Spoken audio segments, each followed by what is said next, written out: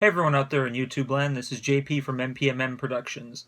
For those of you who didn't hear, pretty much anyone involved in media or just the world, earlier this week the legendary Gene Wilder passed away.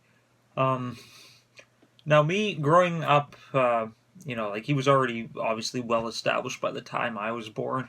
So, I wasn't really able to witness a lot of his earlier work when it first came out. So, I'm going to share with you guys as much, many of my memories and inspirations that he had on me.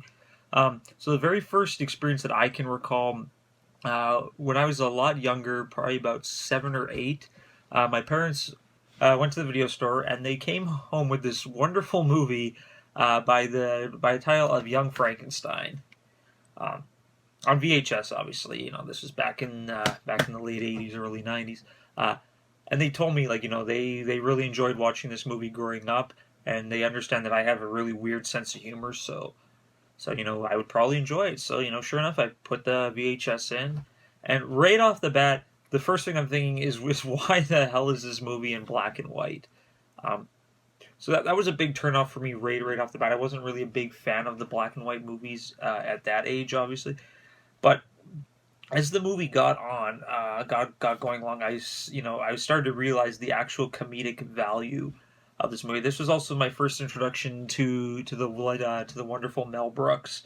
So, um, but it was here where I got to discover Gene Wilder. So, just one joke that really stuck out in me, just right off the bat, is where he flat out, my grandfather's work was doo doo, and like as a kid, I'm like, he said doo doo, and just like the entire movie was just so unique for me at such a young age, like seeing a comedic take of the movie Frankenstein, everyone knows that like the story of Frankenstein's monsters, like it's a horror movie, it's scary, it's not supposed to be funny.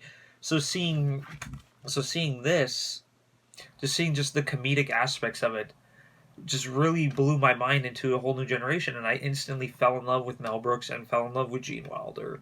Uh, so it's because of that, that I was able to, start expressing and start seeing some of his other movies. Next movie I do recall seeing was Willy Wonka and the Chocolate Factory.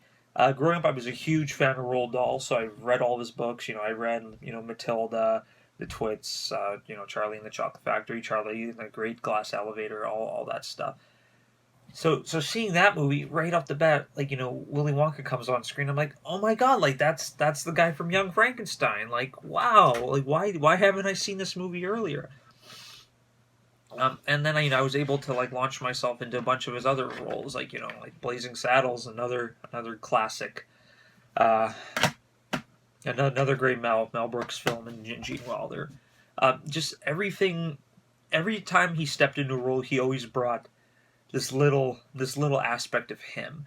He was able to be comedic with the way he delivered his lines, but he was also able to be sincere as well. Like you always felt in depth with a lot of his characters.